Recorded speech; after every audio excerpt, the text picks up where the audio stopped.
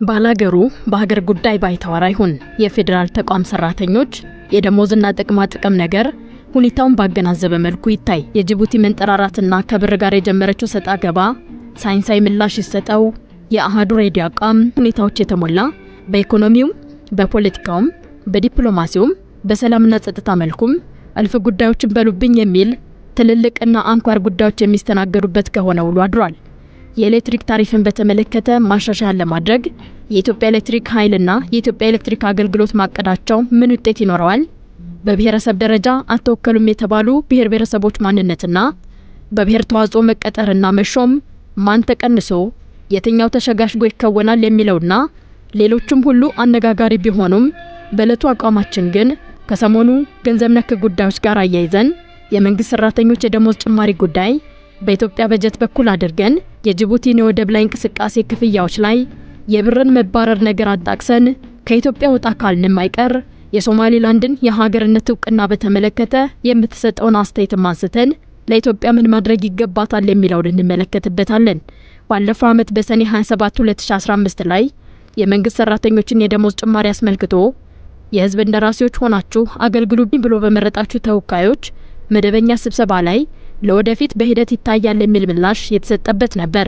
ዝቅተኛ ገቢ ያለውና የመንግስት ሰራተኛ የሆነው ህዝብ በተጋነነ የዋጋ ንረት እየተንገላታ ከአምና እስከ ዘንድሮ ተመሳሳይ ወቅት ቢዘልቅም አምና በዚህ ሰዓት የተጠቀሱት ወደፊትና በሂደት የሚለው አገላለጽ ወደፊት መቼ ነው?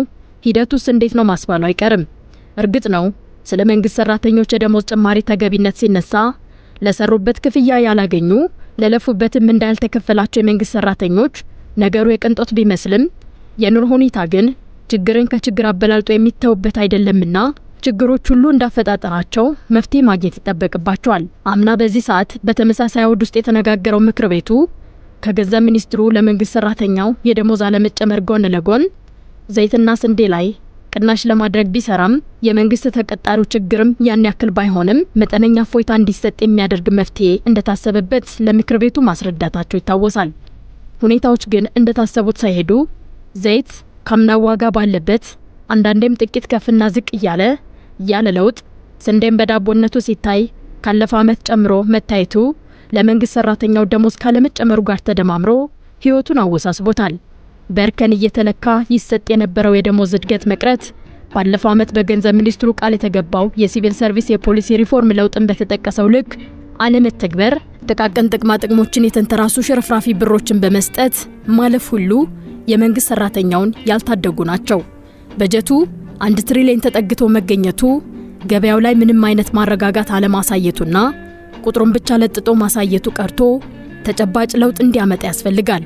የፌደራል ሰራተኞቹን አዋጅ አስመልክቶ አገልግሎቱን ማዘመንና ማቀላጠፍ እንዲያስችል ቢታሰብም ነገሩ ግን ለመፈጸም እንዳይከብድ መጠንቀቅን ያሻል።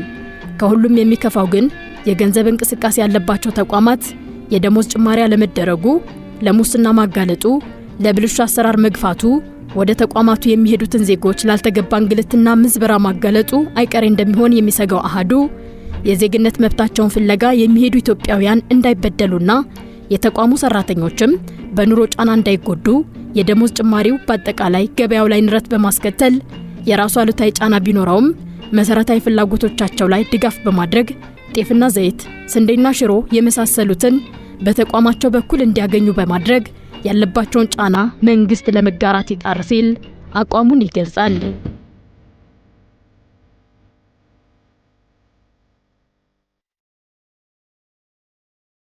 ሲቪል ሰርቪሱን ከፖለቲካ ጣልቃ ገብነት ለማዳን እንደሚገባ እየተነገረለት ያለው ይህ ዘርፍ በስራ አፈጻጸምና ብቃት በሐቀኝነት እየተመዘነ በደሞዝ ለማሳደግ የታሰበውን መንገድ አለማድነቅ ንፉግነት ነው።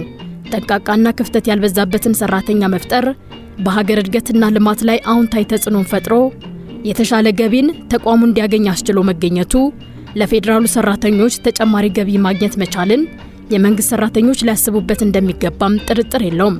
ይሁንና ግን ጥቅማ ጥቅሞቹ ከመጸዳጃ ቤት ወረቀት ሶፍት ልቀው ከሳሙናና የንጽህና መጠበቂያ ተሻግሮ መገኘቱ ተጠባቂ ነው። ብር ከጊዜ ወደ ጊዜ ጉልበቱ እያሽቆለቆለና ገናም ደግሞ ከዚህ በላይ እንዲዳከም የሚደረገው ዓለም አቀፋዊ መልክ ያለው ተጽዕኖ ከሚያስከትለው ውጥረት ለመትረፍም የመንግስት ሰራተኞች ሊታሰብላቸውም ሊያስቡበትም ይገባል።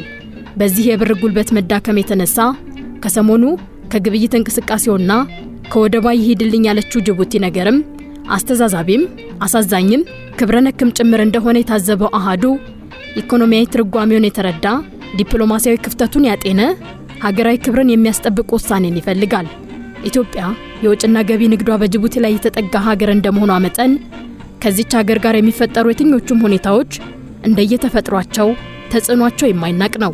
ኢትዮጵያ በጅቡቲ ወደቦች ላይ በማልማት ረገድ እንድትሳተፍና የወደብ ሽርክና ስራን ሀገራቱ ይሰራሉ የሚለው ዜና በሚያዝያ 2010 አካባቢ ተነስቶ ነበር። በጅቡቲ ወደቦች ላይ ባለድርሻ መሆን ለአንድ ግዙፍ ሀገርና ሕዝብ አስፈላጊነቱ በአፍሪካ የጸጥታ ተቋም ጭምር በወቅቱ የተሞካሸ ውሳኔ የነበረ ቢሆንም በጅቡቲው የዶራሌ የኮንቴነር ወደብ ባለድርሻነትም ቢነገርም ነገሩ ከምን እንደደረሰ በቅጡ ሳይሰማ ሚጢጢዋ ጅቡቲ የኢትዮጵያ ብር ይፋዊ የመገበያ ገንዘብነቱ በወደቡ ኮሊደር ላይ ታቅቧላለች። ኢትዮጵያ በጅቡቲ ወደብ ላይ የመደራደር አቅሟን አሳድጋ ሁኔታዎችን ይበልጥ እንድትቆጣጠርና ለእጅግ ሰፊና 95 በመቶ ተብሎ ለሚሰላው የሸቀጦች ወደ ኢትዮጵያ መዳረሻነት አማራጭ እስኪገኝ ድረስ የወደብ አካባቢውን ቁጥጥር ከፍ ባለመልኩ እንዳታጣው ማድረግ ይገባል። የወደብ ጉዳይ የብሔራዊ ደህንነት ጉዳይ ነው የሚል ትንተናን ያቀረበው መንግስት ይህ የሰሞኑ የጅቡቲ ውሳኔን ለመረዳት አይከብደውም። ቀደም ሲል ጅቡቲ ህልውናዋ በወደቧ መሆኑን ተከትሎም ኢትዮጵያ በጉሮሯ እህል ለማሳለፍም ለመከልከልም የምትችል አድርጋ ለመቁጠር የምትገደድበት አካሄድ የነበረ ቢሆንም ከቅርብ ዓመታት ወዲህ ግን የፈረንጅ ሀገራት የጦር ኃይላቸውን ለማስፈሪያነት ምርጫቸውን ጅቡቲ ማድረጋቸውን ተከትሎ የሀገሪቱ ኢኮኖሚ ዋልታና ማገር ወደብ ብቻ ነው ብሎ ለማለት መድፈርን አስቸጋሪ አድርጎታል።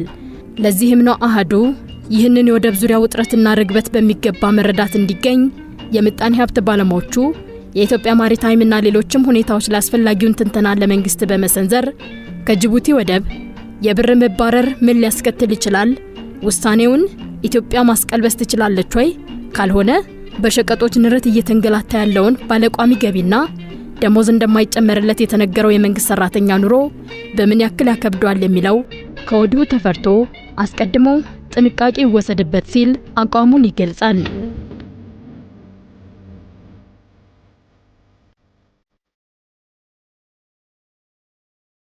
በታህሳስ ወር ማብቂያ ላይ ኢትዮጵያ የባህር በር ነገር አንገብጋቢ ጉዳይ ነው፣ የብዙ ችግሮች የመፍቻ ቁልፍም ነው ብላ ከሶማሊላንድ ጋር የመግባቢያ ስምምነት መፈጸሟን ተከትሎ ብዙ ጫጫታና ግርግር ከያቅጣጫው ተነስቶ አቧራ ጫሹ በርክቶ ነበር።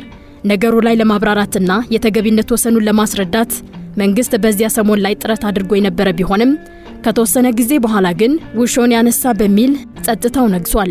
በአንጻሩ ሶማሊላንድ በየጊዜው እንደ ሀገር ለመመስረቷ ስታብራራ በኢትዮጵያ መጀመሩ እንደሚጠቅማት ስታስረዳ ከርማለች።